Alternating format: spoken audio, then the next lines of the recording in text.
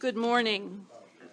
We're calling the meeting to order this morning for the Butler County Board of Commissioners. It's our public meeting for Wednesday, April 1st, 2020. And we'd like to take a moment right now to offer a moment of silent prayer in remembering all those in our community and praying for our community, our county, our country at a time that is certainly a challenge for all of us. Maybe stand.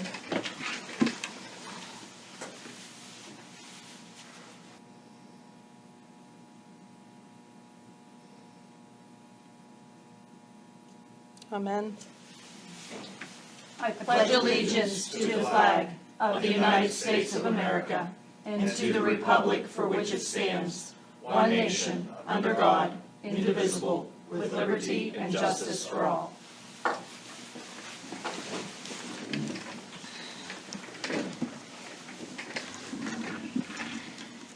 We'd just like to remind everyone that we have made arrangements for public comment to be made via email.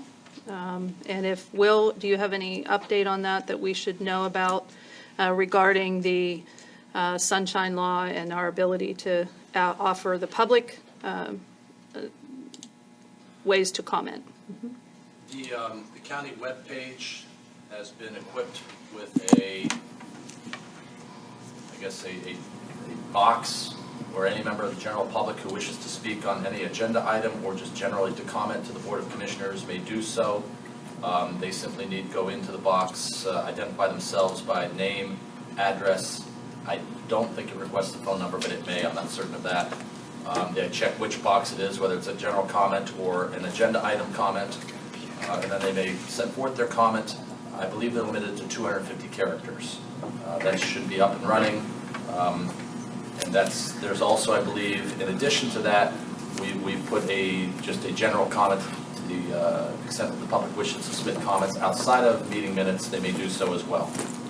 We've also put on the webpage notice that the meeting on April 15th has been canceled. The next regularly scheduled meeting then being the end of the month. I believe it's April 29th. April 29th. Yes. Okay. I think that's it.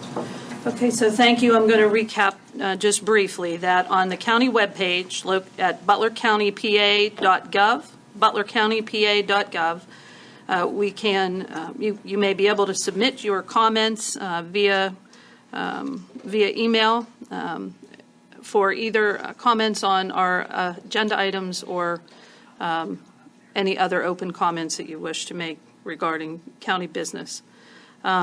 Again, we've noted that the April 15th meeting has been canceled, and we will presume our meetings at the end of the month.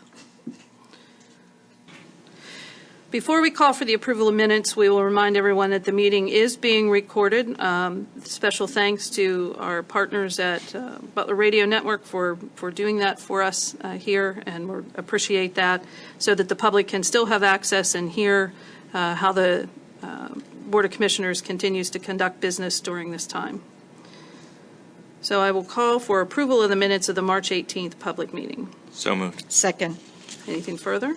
All in favor signify by saying aye. Aye. Any opposed, no. That motion carries. Okay, proclamations. There was one proclamation given out this month, Commissioners, for the April of Safe Digging Month.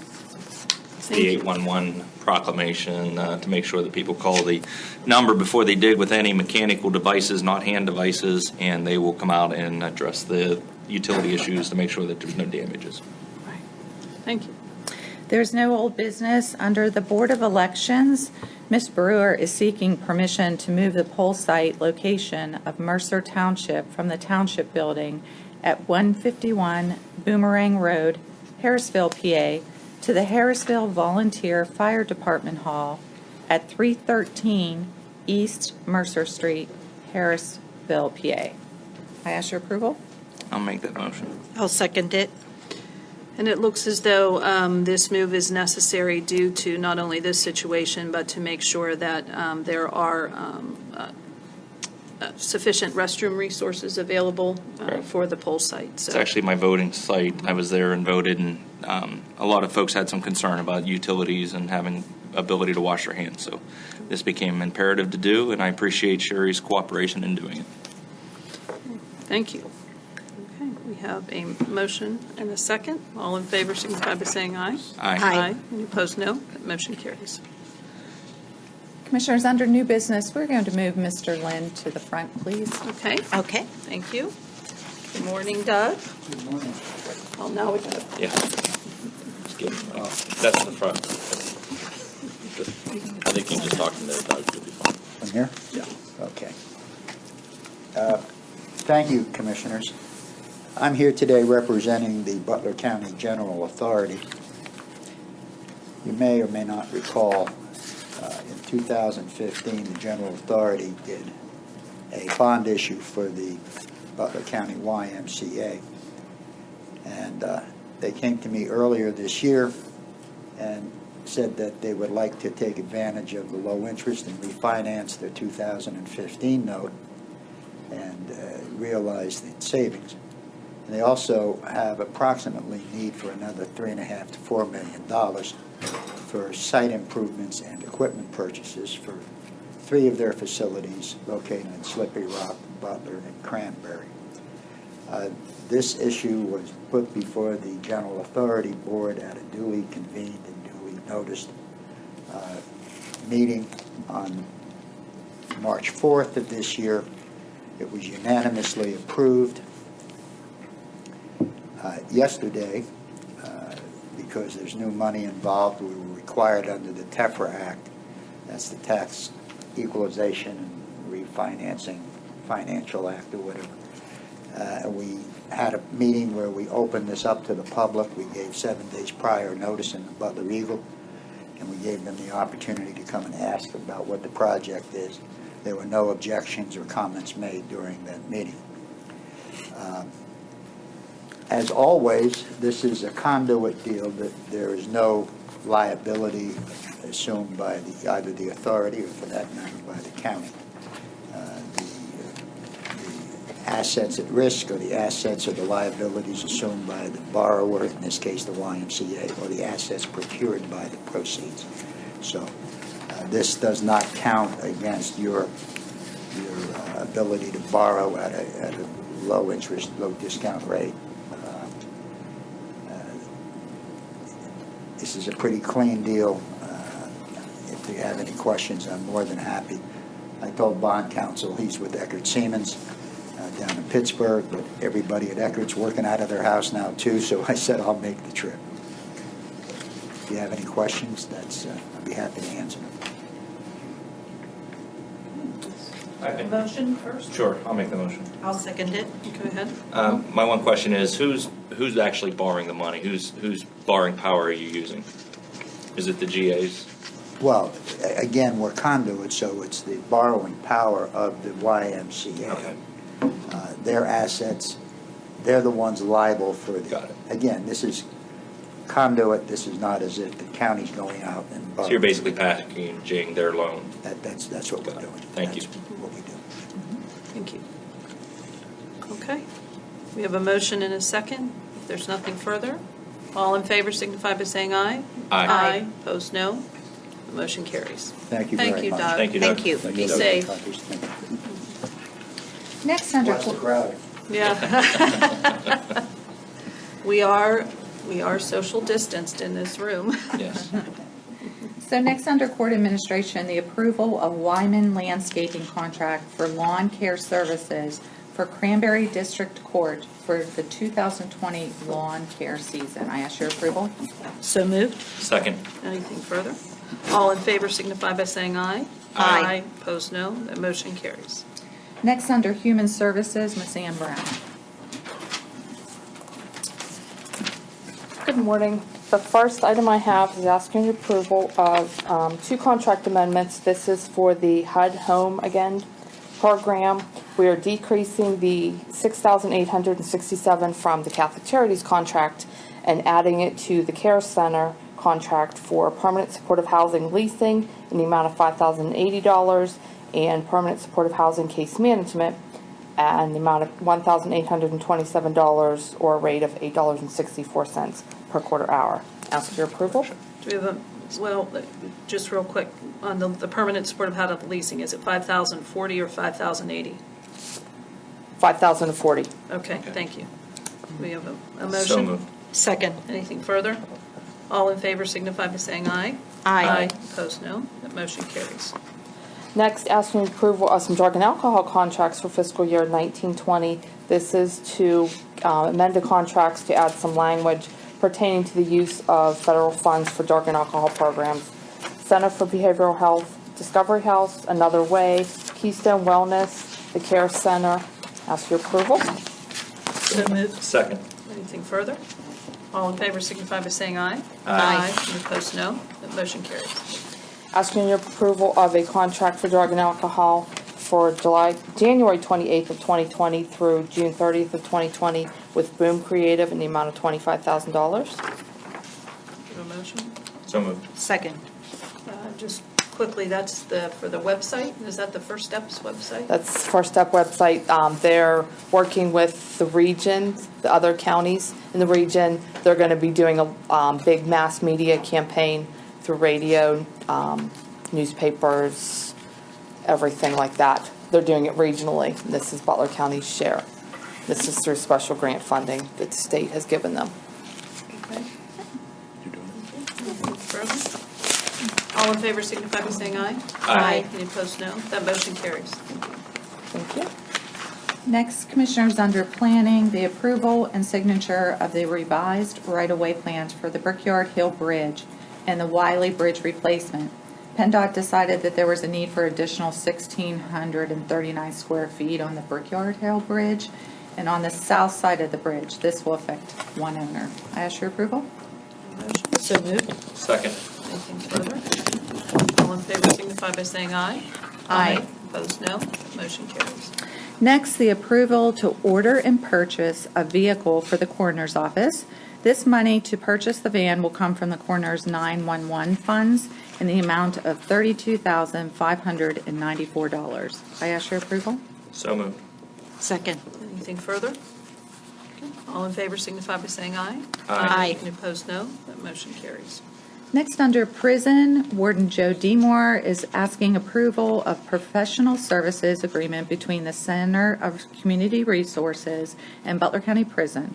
The contractor will assume full responsibility with prison supervision and the provisions of case management to inmates of Butler County Prison. I ask your approval. Motion. So moved. Second. Anything further? All in favor signify by saying aye. Aye. Any opposed, no. That motion carries. Next, under the Commissioners, the approval to appoint Chris Rearick to the Butler County Transit Authority Board for a 5-year term starting 1/1 of 2020 and expiring 12/31 of 2024. I ask your approval. So moved. Second. Anything further? It's a ratification. I'm just making Yeah. mention of that. You are correct, Commissioner. It's a Right. ratification. Okay. All in favor signify by saying aye. Aye. Opposed, no. Motion carries. Thank you. Second, two appointments to the Housing and Redevelopment Authority. Joe Saylor, term to begin April of 2020 and expire April of 2022. And Charles Jordan, term to begin April 2020 and expire April 2023. I ask your approval. Motion. So moved. Second. Anything further? All in favor signify by saying aye. Aye. Opposed, no. Motion Next- carries. I'm sorry. We'll express Next our under thanks to those that are willing to serve. Next under the Butler Transit Authority, Mr. Will White. Commissioners, at this time, we'd request that you approve resolution number 2020, number 9. It's a resolution certifying the local match for the Butler Transit Authority. This is essentially for the fiscal year July 1, 2020 through June 30, 2021. It is a 5% increase over last year's resolution. The total amount of the matching funds would be $36,390. I believe you have a copy of the proposed resolution in your packet, and you can see at the bottom there it has the sources of the matching funds, specifically the County of Butler being $10,000 of the $36,390. The remainder broken up between Butler Township, Jackson Township, Center Township, and Evans City Borough. Motion? So moved. Second. Well, just a quick question in here. It asks about, it says, gives that term dates to June 30th, 2021, or in a subsequent fiscal year to help pay for projected operating or capital. So I'm assuming that just simply means that that can carry over into a subsequent fiscal year if it. And that's absolutely correct. You could have a situation, as you can imagine, since the school year operates on a different fiscal year than county and municipal government, we could have a situation sometimes where maybe budget situations, whatever, you don't get to this until June or July. It could carry over. That's correct, Commissioner. Good. All right. We have a motion and a second. All in favor signify by saying aye. Aye. Opposed, no. That motion carries. Next, Commissioners, Resolution 2020-10, a similar resolution, again, certifying the local match for state operating fiscal assistance for the Butler Transit Authority. In this situation, this is an increase from last year's resolution in the amount of $218. Basically, the amount that you're agreeing to match from the local match on behalf of the county is up to $57,790. I believe you have a copy of the resolution in your packet. We do. We have a motion. So moved. Second. Anything further? Okay. All in favor signify by saying aye. Aye. Opposed, no. Motion carries. Commissioners, before we go into the discussion of the House bill, we have 3 add-ons for today. Mr. White? Commissioners, first, we have a request from the Office of Assessment regarding a professional services contract. This is a professional services contract with Sidwell, S-I-D-W-E-L-L.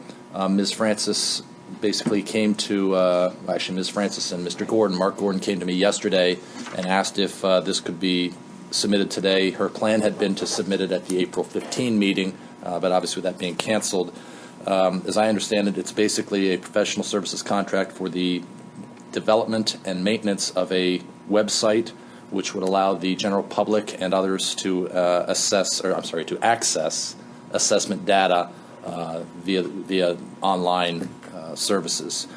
I understand that the assessment department had planned to do a similar project, but she planned to do it later this year, probably the next fiscal cycle. But Ms. Francis has indicated that because there's been no travel, no conferences, things such as that, she now actually has sufficient funds in her budget to do this. And given the fact that so much is now being done off-site, she thinks it would be a tremendous benefit to her, both her office and the general public, if they could have a web page done now. It's my understanding that Sidwell has indicated they believe they could have the page up and running within 1.5 to 2 weeks' time. It is a 2-part professional services contract. The first part being the actual creation of the site and the information, and that being a one-time payment of $10,400. Thereafter, there'd be an annual payment of $2,080, at least for the first year. There is a clause in there that says it can be raised annually, not to exceed 5%. We discussed that, and when I say we, I mean myself, Jim Venturini, Mark Gordon, and Ms. Francis. We talked about taking it out. We talked about leaving it in because, as you know, if it says not to exceed 5%, they're always going to go to 5%. Right. Given the fact that they did insert language at my request that says that we can obviously get out, I believe it's just we have to give them 60 days notice. There was another clause in there that we asked to be removed, which they did remove. I'll be darned if I can remember what it was at this moment, but there were 2 or 3 changes, as I said, that were suggested by myself. They did acquiesce and make those changes. So under the circumstances, since we can get out, if they were to raise it 5% and the county chooses not to renew, we can terminate the contract. So at this point, I'd recommend that the county approve the request from the Office of Assessment for the professional services contract with Sidwell. I believe you each should have received a copy. I did ask her to email it to you in advance.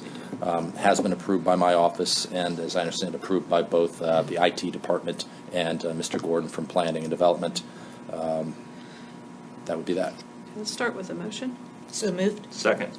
So I believe that this also allows some of the abstractors perhaps and others to continue working during this time remotely, and gives them the ability to do that without having to take the risk of coming in person and using equipment that then we would have to, make sure was cleaned and taken care of. And, it avoids that contact and gives them that ability during a time that's really challenging. That's absolutely correct.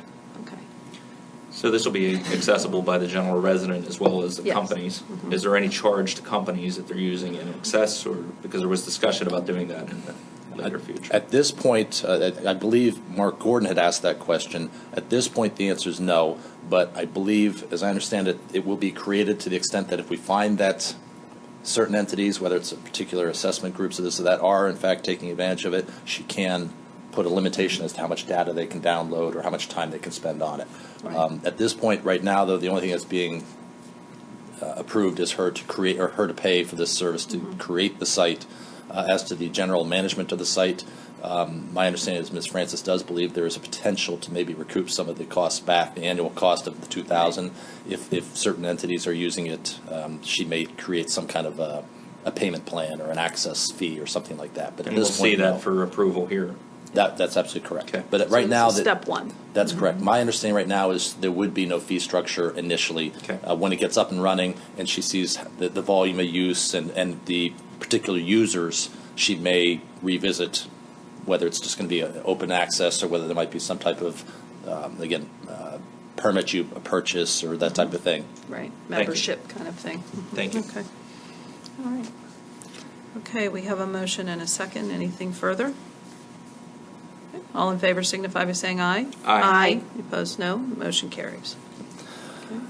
The second additional item, which I guess would now be labeled F6 on the agenda, is a request from Ms. Sherry Brewer, Bureau of Elections. Specifically, Ms. Brewer has indicated that she has and expects to continue receiving a large volume of requests for absentee ballots and or mail-in ballots for the upcoming primary election scheduled now in June. I believe Ms. Brewer said she's just under about 4,000 at present. She has, according to her, an inventory of about 10,000 envelopes, and she would like to order some additional envelopes to get out in front just in case it should, as she anticipates, exceed their current reserves. She did, in discussing with me, obtain 3 telephonic quotes because the prices here are technically we don't have a bid situation. The prices are low enough they'd be under the bid threshold.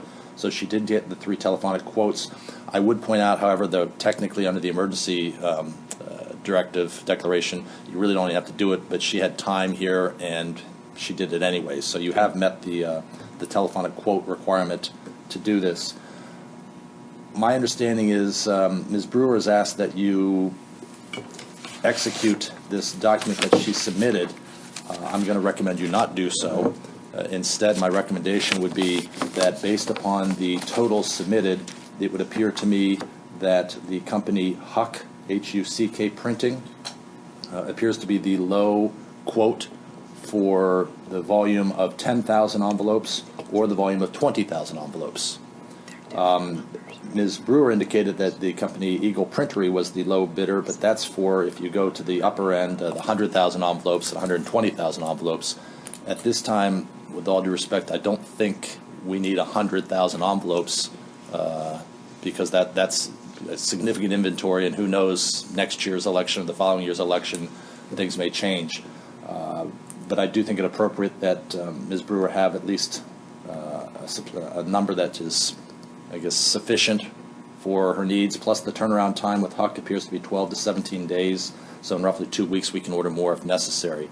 My recommendation, and what I'd ask for today, is that the board make a motion and approve for the Bureau of Elections to purchase an additional 10,000 envelopes from Huck Printing at a price not to exceed $2,300. I would also point out that I make this motion after consultation with Ann Brown. I think she and I are of like mind on this. Well, we can start with a motion. if anybody would like to make that motion. I'll make the motion, put it on the table. Yep. I'll second it. So, I can't really say that this is the direction I'd like to see this go. We are going to need to look at those numbers again, I think. Yeah. Because can I ask, do we know where Huck Printing is located? Never heard of them? I have not, no, I believe the answer is no, we're not familiar with, neither myself nor Ms. Brown are familiar with them. Okay. And I think there were different timeframes and different prices based on the volume that she would be ordering. That is absolutely correct. She obtained 3 quotes, and then the volumes would be to do as low as 10,000 and as much as 120,000. And there are 7 different quotes based upon the volume, whether it's the 10 or the 120 or in between. Based upon those quotes, again, Eagle Printery was the low quote on 4 of them, but that's at 30,000 to 120,000. The Huck Printing was the low on the lower numbers, the 10,000 or the 20,000 quantities. Again, in speaking with Ms. Brown, I think we're of like mind that at this point, you can't, with all due respect, you can't execute this document because it's essentially giving a blank check to a department to just order whatever they want. So would it not make more sense to approve an amount? Huck Printing is in Zerinople. Okay, thank you. And that, yes, Commissioner, that's exactly what I'm recommending you do. My recommendation is, again, that you approve the expenditure of up to, again, $2,500 for the purchase of 10,000 additional envelopes at this time. Okay. So I'm making an assumption that there was a consultation based on the number of people that are requesting these types of mailings. And so is she anticipating additional? Is she forecasting? Did you work with her on that, and where are we at? Yes, Commissioner. The answer is yes. She is forecasting additional. She's concerned that the 10,000 that she currently has, and that's the key. I want to make sure we remember. Right. She already has Currently has 10,000 in-house. Mm-hmm. She's concerned that right now, being at almost 4, and being now that we still have another month or 2, well, at least 2 months away, and there is obviously a growing. With everything going on, people are lining up to do That's this. correct. A growing interest in the general public to at least consider the possibility of either absentee or mail-in. She anticipates that she might run up against that 10,000. I think that's wise on her. I think she's probably correct as well. Mm-hmm. The problem is I don't know if she's pushing 10,000 that she needs to go out and buy another 120,000. Right. I think another 10 should be sufficient at least right now for her reserve. And then let's face it, if we get into early May or mid-May, and she's now at 18,000, I believe it would be appropriate to then purchase another 10,000. And given the fact that both Eagle and Huck have indicated that their turnaround is roughly 8 days to 2 weeks' time, I think it appropriate that you authorize the purchase of basically doubling her reserves at this point, but I wouldn't go much further than that. So let's be clear about the motion. I'm going to say that I'm suggesting that what we are approving is an expenditure amount for a quantity of 10,000 envelopes. As to which of those companies it gets purchased from until, we can relook at that and determine the turnaround time. I think it's going to be based on where the turnaround time as well as, price. And that could fluctuate either way as to when she needs them and has to get them, if you're following my. So if we're approving an amount and we're approving not to exceed amount for not to exceed amount for 10,000 envelopes currently. I think that's 100% correct, Commissioner. And if that's the case, then again, my recommended motion being an amount. Actually, if you want to give her the flexibility to go with either or, either being Eagle Printery or Huck Printing, then I'd recommend that actually the amount should be up to $2,549. So I'd amend my motion. I'd amend my recommendation and ask for a motion then that the board approve the expenditure of up to $2,549 for the anticipated purchase of an additional 10,000 envelopes for purposes of mailing. Okay. And I'll make that amended motion. I'll second it. I think that we just have to make sure that we're clear on the number of people that are requesting it. Right. And someone has to keep an eye on that with Sherry and make sure we're not, I don't want a closet full of envelopes, basically, is where I don't want to be. right? And I don't think that that's her intent, I really don't, but just monitor that for us, I'd appreciate it. Yes, Commissioner, I fully, both Ann and I share your opinion, and that's why at this point we're recommending that essentially the lowest amount here that we have available to purchase is $10,000. Sure. This will essentially double her current inventory, although she already anticipates that right now, if we stopped today and had to do it, she's going to use about 4,000 or so of those. So I don't think this is going to create a surplus inventory, but should give her at least some peace of mind that should there be a rush, she'll have the envelopes available to deal with the rush. Understood. Thank you. And again, that was the reason that I didn't want to dictate which printer, because the time, one may be able to deliver quicker than the other, and we don't want to tie our hands in that fashion, so, okay. All right. Now we have a motion, we have a second to the amended motion, right? Yes. Okay. All in favor signify by saying aye. Aye. Opposed, no. Motion carries. Okay, do we, at this point, One more, are you? Commissioner. I do have one Okay. third item. It doesn't necessarily require action, but I want you to be aware of this. As the commissioners are well aware, this past week, I believe on Friday, the commissioners directed that construction activity in the annex, or what we refer to as the build-out, cease. The reason for the commissioners, the reason for the commissioners' decision, as I understand it, was that the majority of the workers on that project are coming from outside the county. Specifically, we have United, the general contractor. Most of its employees are from the Brookfield, Ohio, or Sharon, Mercer County area. The other subcontractor who was doing a lot of the work at that time was from, I believe, Beaver County and Allegheny County. So there was some concern that that given the shelter-in-place directive and given the fact that it was this county's decision as to whether or not that activity was deemed essential, that the activity should no longer take place. And I will readily admit I shared the commissioner's decision at that time. However, I've come to learn that the same contractor and most of the same subs have simply moved on to another job, which is ironically located here in Butler County, and as of today are now working at Montauk High School. I spoke just this morning with Jeff Campbell, who's the Director of Building and Maintenance at Montauk School District, and they were provided with a letter from PSBA that indicates that the Office of the Governor has stated that school construction is not subject to the Business Guidance Directive, and they've been authorized at the local level to determine whether or not school construction projects constitute critical construction, and as such, a waiver is not required. I was provided a copy of the email from Mr. Campbell. So given the fact that the commissioners and the county decided not to bring these individuals in to work in the county on what we had already designated as a critical construction project, and yet they continue to do so anyways, and they're literally right up the road, I would suggest the commissioners may wish to revisit your decision. And I have talked to our John Campbell, who's confirmed with the general contractor, that to the extent you do allow United to recommence construction activity in our annex, it would in no way impact their ability to continue their work at Montauk High School. In other words, he's got sufficient people, and they're not doing the same things right now, that it wouldn't be impeding their work to continue yours.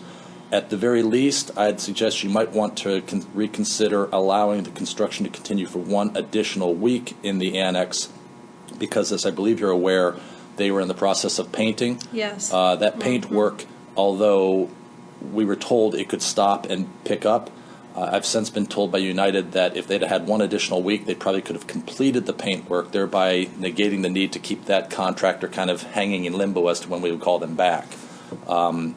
They have agreed, they being United, the general contractor, to abide by the same conditions that they have up at Montauk, which means they limit the number of people on site, no more than 10. They are all wearing masks. They do provide, they bring their own sanitizer and gel, those types of things. You certainly don't have to do it, but I thought you should at least be aware of the fact that your reasoning, I think, was sound, but it appears to have the legs cut out from under it by the fact that they're working right up the road at Montauk, so they're here anyways. If they're going to be here anyways, it might be more appropriate to let them continue the work to try and get it done. And two things, they're not interacting with their general day-to-day staff. They're in an isolated area. That's 100% correct. They not only do not interact, but they were provided, they come in and out a totally different building. As you know, there's an entrance point to the annex that goes out towards the jail. They use that exclusively. They're at no time are they in the courthouse or the government center. They have the only interaction they'd have at all with any staff would be on occasion John Campbell goes over there to just do a walkthrough or an inspection. That's the extent of it. And I just have one other correction. The shelter in place is not an order. It's a stay-at-home order. Just want to be clear that people aren't sheltering. A directive. Yeah. Okay. And it's not something you have to decide at this point. As I said, I wanted you to be aware of it. Well, that would certainly be a discussion to be had, to further be hashed over, and in post notes of planning would probably create much discussion with the governor's office. Again. Thank you. Again, yes. One more time. Thank you. I do Okay. have one final item, just again for your education, no action required. As you've indicated a few times, your April 15th meeting being canceled. One item that was going to be on that agenda that was of significance was your BCIB, the Butler County Infrastructure Bank resolution. Okay. At Ms. Brown's suggestion, I did reach out to bond counsel, Mr. Ditka, and to Scott Shear and Chris Bamber? I think it's Bamber, and also consulted with Mark Gordon, and have received confirmation both yesterday and today that the delay of 2 weeks moving that action to April 29th will not be of any consequence, so long as it does in fact occur on the 29th, because Okay. the first municipal entity that needs to act in reliance upon your resolution is Winfield Township, and they're scheduled to do it on April 30th. So as long Okay. as we do in fact act on Have the the 29th, 29th. there's no problem. They've indicated they can do everything. The only change will be they're going to move the RFP back 2 weeks for the banks to get the information in. Well, I think in the interest of, the constant consultation with Butler Health System officials and Steve Bicehouse in Emergency Management, and understanding what the surge of this virus might be and when, that definitely was being looked at as the April 17th timeframe, and therefore it seemed to make good sense to postpone or to cancel that April 15th meeting, because it could be that we will be dealing with other much more important emergent issues at that time. And I concur. we I just, as I appreciate said, it. I bring it to your attention just so you have it on the horizon, so to speak, that if something should occur where the April 29th meeting might need to be postponed or rescheduled, we may need to do something special. Excuse me, something specially Right. with regard to that particular resolution. Okay, thank you. Okay, before we go to anything else, Commissioner Boozle, do you want to discuss anything about Pennsylvania House Bill 432? Just briefly, I just wanted to bring it and put it in front of people that we'll be looking at House Bill 432 to support the action that they're requesting, which is Workers' Compensation Act, as defined by post-traumatic stress injury, specific to first responder, fire, police, and EMS, in support of them having that ability to file claims. So the solicitor, Will White, and I have been working on this, and I just wanted to put it on the table that we'll be discussing it in future meetings. It is currently tabled at the House and their committee, so it's not up for vote yet, but I just wanted to keep in front of that. Okay, thank you. Okay. Commissioners asking your approval of budgetary transfers, ratification of personnel transactions, travel request, requisitions, and check register. A motion? So moved. Second. Anything further? All in favor signify by saying aye. Aye. Opposed, no. Motion carries. And now we'll suspend the minutes and for conference time with the media. Any questions? Does the county get any funds from the federal emergency relief package, the $2 trillion package? Do you guys get any funds directly from that for any of your workers? I know there were some committed to businesses, but I wasn't sure what the county involvement is in that.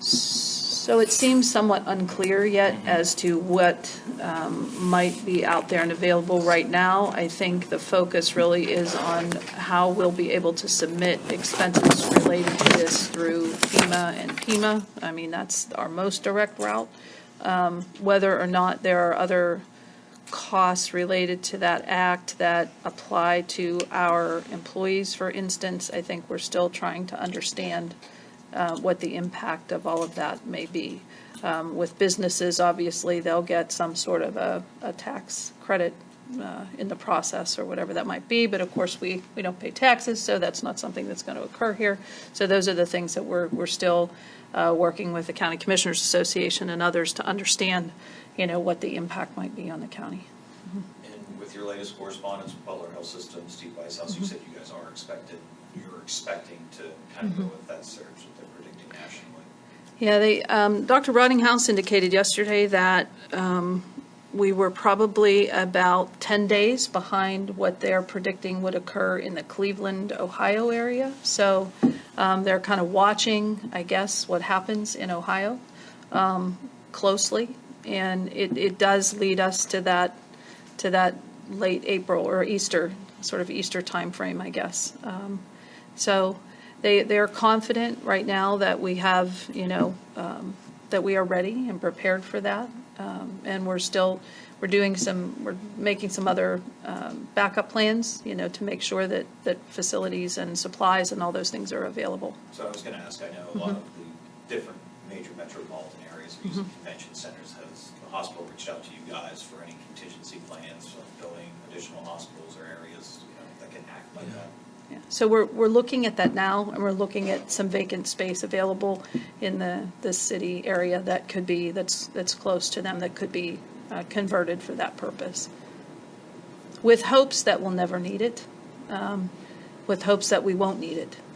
But I think planning is always important. We certainly don't want to be caught without it if it's needed, and so to go through that process and that exercise and make sure that we have what we need and it's set up. I think that also could be helpful for us in the future, should there be another occasion like this. So we actually are working on that right now and trying to get things and people in place so that we can make that happen quickly. And with the stay-at-home order extended to April 30th, we're hoping that the trend stays low enough. We're going to evaluate the order by the fact of whether or not we surge over the available amounts. As for when you guys would bring back employers and get back to full operations, if you had a chance to look at a long-term plan, or is this just one evaluation?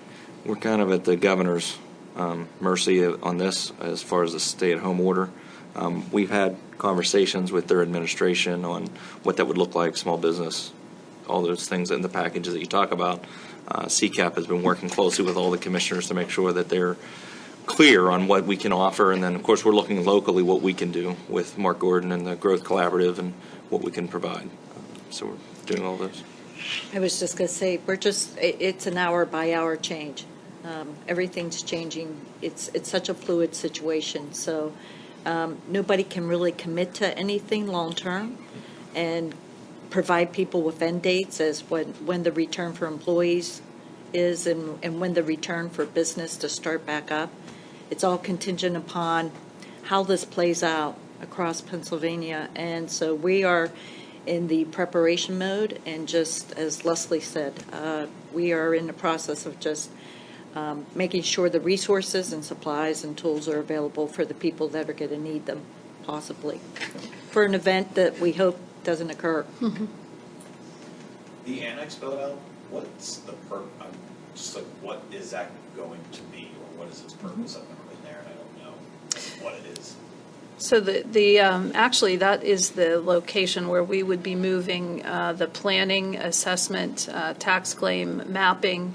All those departments would all move into that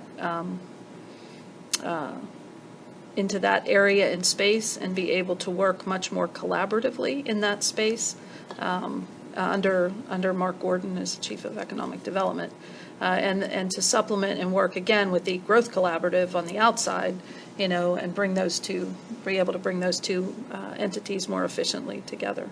We see it as a business extension, basically, of the county, to a welcoming reception for new business and current business.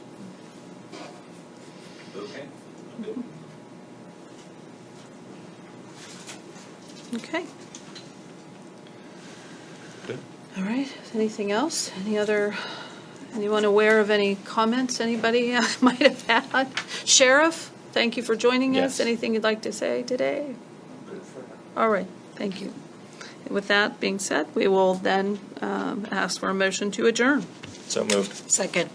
And once again, all in favor? Aye. Once again, the next meeting will not be until, I guess, April 29th. April 29th. Correct. Thank you.